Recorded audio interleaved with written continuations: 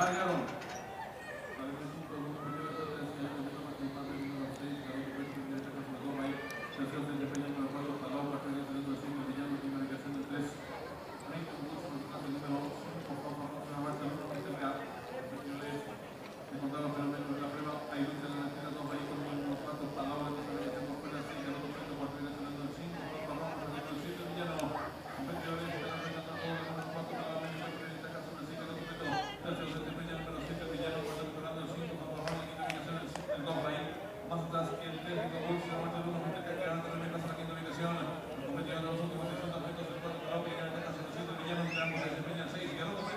Y está en la recta final, último 400 metros finales, el número 4 para López, y en esta casa, número 7, Villano, en el triángulo se desempeña